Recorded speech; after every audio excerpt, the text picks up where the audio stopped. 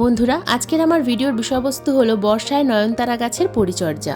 যদি তোমাদের বাগানে হাইব্রিড নয়নতারা গাছ থেকে থাকে আর সেই গাছে যদি এই সময় বিভিন্ন ধরনের ফাঙ্গাস প্রবলেম শুরু হয়, তাহলে আজকের ভিডিওটা কিন্তু সম্পূর্ণ তোমাদের জন্য। কারণ নয়নতারা গাছ আমরা কিনে এনে প্রতিস্থাপন তো করি, কিন্তু প্রতিস্থাপন করার পর থেকেই শুরু হয় নানা ধরনের সমস্যা।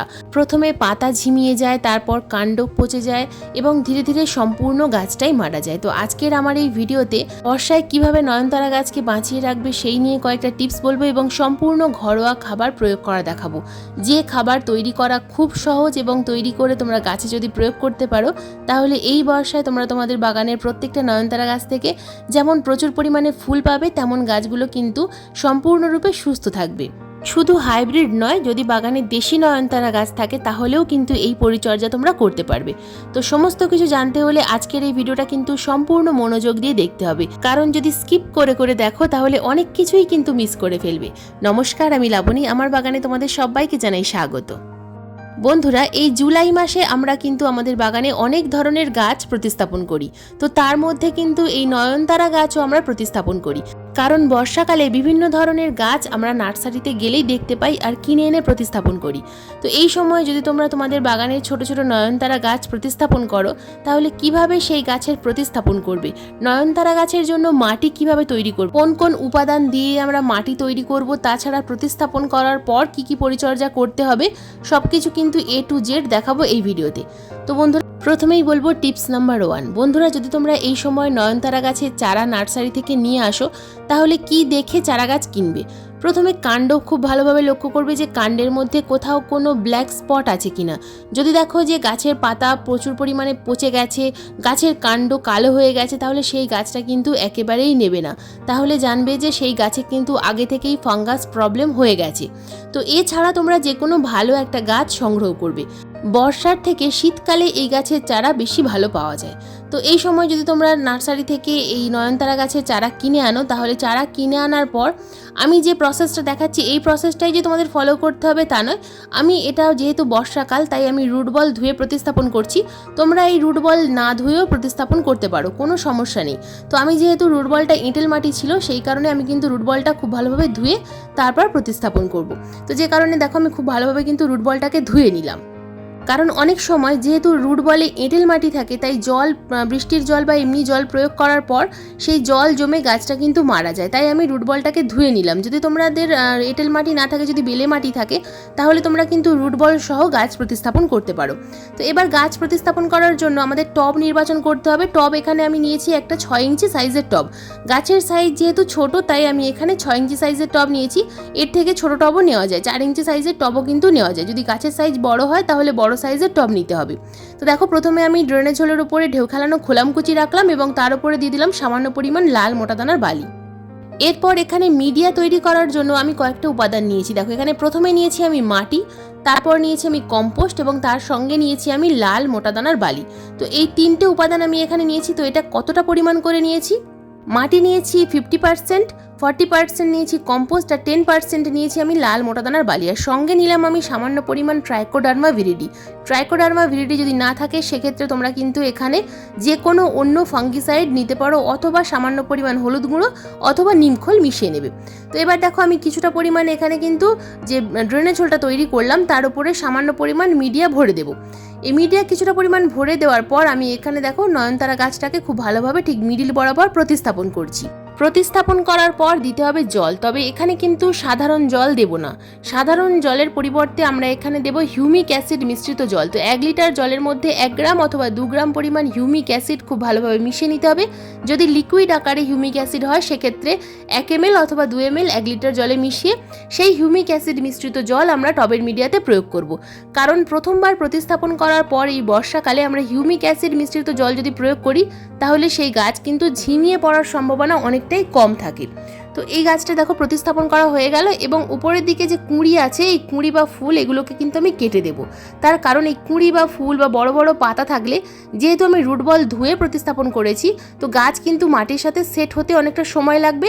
সেট হওয়ার আগেই হয়তো গাছটা ঝিমিয়ে মারাও যেতে পারে। তাই সবসময় চেষ্টা করবে যে যদি রুট বল ধুয়ে যে কোনো গাছ প্রতিস্থাপন করো, তাহলে সেই ফুল বা কুঁড়ি বা বড় বড় পাতা কিছু কেটে দেওয়ার। প্রতিস্থাপন করার পর কিন্তু একেবারে বৃষ্টির মধ্যে রাখা যাবে না, শেডের মধ্যে রাখতে হবে। তো এবার দেখো বন্ধুরা, যদি তোমরা চারা গাছ কিনতে না চাও, যদি কোথাও থেকে ডাল সংগ্রহ করো, তাহলে সেই ডাল থেকে কিভাবে চারা তৈরি করবে। যে কোনো একটা ডাল নেবে, সেই ডালের মধ্যে যতগুলো পাতা থাকবে সেই পাতাগুলোকে ফেলে দেওয়ার চেষ্টা করবে। পাতা বা ফুল কুঁড়ি এগুলো কেটে দিয়ে লাল মোটা দানার বালির মধ্যে ডালটাকে যদি তোমরা প্রতিস্থাপন করে কোনো শেডি জায়গায় রেখে দাও, যেখানে বৃষ্টির ছাট আসে কিন্তু সরাসরি বৃষ্টির জল পাবে না, সেই রকম জায়গায় তোমরা যদি রেখে দাও, তাহলে কয়েকদিনের মধ্যেই তোমরা কিন্তু এই ডাল থেকে খুব সুন্দর চারা তৈরি করে নিতে পারবে।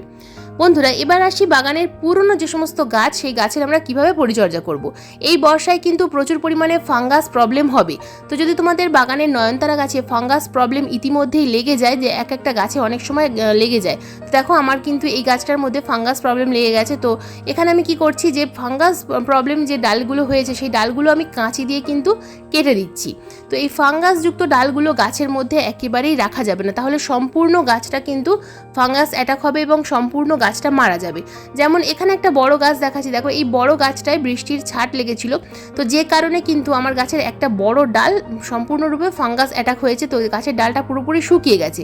তো এই ডালটাকে কিন্তু আমাদেরকে কাঁচি বা কাটারের সাহায্যে কেটে দিতে হবে। তো এই ডালটাকে যদি আমরা রেখে দিই, তাহলে কিন্তু সম্পূর্ণ গাছটা ধীরে ধীরে মারা যেতে পারে।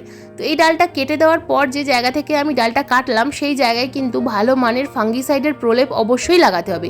তো প্রত্যেকটা ডাল আমাদের খেয়াল করতে হবে। দেখো এই যে ডালটা দেখতে পাচ্ছ, পাতাগুলো মুড়ে রয়েছে, তো এটাও কিন্তু ধীরে ধীরে শুকিয়ে যাবে, কারণ এখান থেকে যে ডালটা উঠেছে এটা সম্পূর্ণটাই শুকিয়ে যাবে। তাই বর্ষায় কিন্তু একেবারেই এই নয়নতারা বা ভিনকা গাছকে কোনো রকমভাবে বৃষ্টির মধ্যে রাখা যাবে না, অথবা এমন একটা জায়গায় রাখতে হবে যেখানে বৃষ্টির ছাট একেবারেই লাগে না। টিপস নাম্বার 3, বন্ধুরা, আমাদের বাগানে যে সমস্ত গাছ আছে নয়নতারা বা ভিনকা গাছ, এই সময় তোমরা কিন্তু সেই গাছগুলো ঝোপালো তৈরি করে নিতে পারো। এখন যদি তোমরা গাছে ফুল নিতে চাও, তাহলে ঝোপালো করা যাবে না, কিন্তু যদি তোমরা মনে করো যে বর্ষায় ভালোভাবে গাছটাকে ঝোপালো করব, শীতকালে প্রচুর ফুল নেব, তাহলে তোমরা এই সময় কিন্তু গাছের পিঞ্চিং করতে পারো। আর যদি মনে করো ফুল নেব, তাহলে পিঞ্চিং করার প্রয়োজন নেই। তো আমি দেখো আমার বাগানের গাছগুলোর কিন্তু এই মুহূর্তে পিঞ্চিং করছি, কারণ এই গাছগুলো ধীরে ধীরে ঝোপালো তৈরি করব।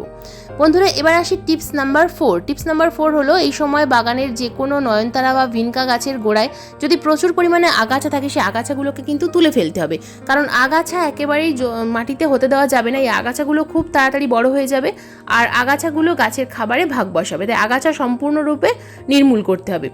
এরপর টিপস নাম্বার 5, আমাদের যে কাজটা করতে হবে সেটা হলো টবের মাটি খুব ভালোভাবে খুশে দিতে হবে।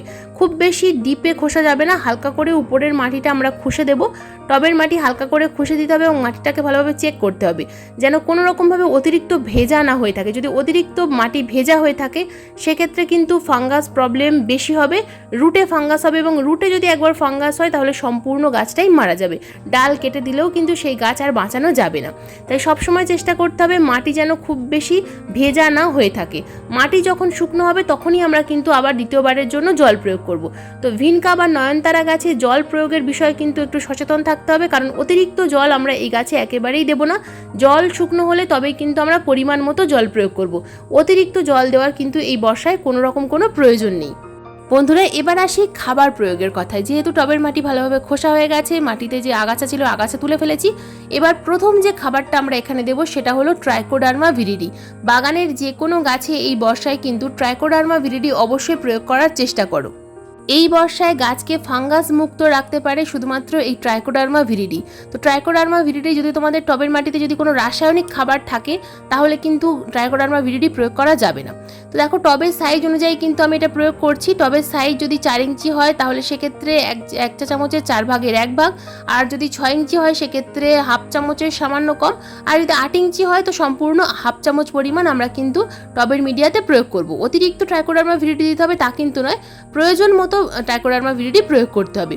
গাছ প্রতিস্থাপন করার সময় ট্রাইকোডার্মা দিচ্ছি, আবার যখন আমরা গাছে খাবার দেবো, অর্থাৎ 20 থেকে 25 দিন পর যখন গাছে আমরা খাবার দেবো, তখনও আমরা কিন্তু আবার ট্রাইকোডার্মা ভিরিডি প্রয়োগ করব। তো এবার আসি লিকুইড খাবারের কথা, যেটা সম্পূর্ণ ঘরোয়া। এখানে দেখছো লেবুর খোসা ভেজানো জল। তো এখানে আমি একটা লেবু, একটা যে মালটা বা মুসাম্বি লেবুর যে খোসা হয়, সেই একটা লেবুর খোসা আমি 500 ml জলের মধ্যে ভিজিয়ে রেখেছিলাম 3 দিনের জন্য। তো এই লিকুইড খাবার আমরা আরও সাধারণ 500 ml জলের মধ্যে মধ্যে মিশিয়ে নিলাম। তো এবার এটা আমরা গাছে প্রয়োগ করতে পারবো। যদি বড় সাইজের লেবু হয় সেক্ষেত্রে একটা লেবুর খোসা, যদি ছোট সাইজের লেবু হয় সেক্ষেত্রে অন্তত 2টো লেবুর খোসা 500 ml জলের মধ্যে 3 দিন ছায়া জায়গায় চাপা দিয়ে ভিজিয়ে রাখতে হবে। তারপর এটাকে সাধারণ জলের সাথে ডাইলিউট করে গাছে প্রয়োজন মতো প্রয়োগ করতে হবে। টবের সাইজ অনুযায়ী গাছে প্রয়োগ করতে হবে। ছোট সাইজের টব হলে 100 থেকে 150 ml, আরও বড় সাইজের টব হলে 250 ml, আরও বড় সাইজের টব হলে 500 ml।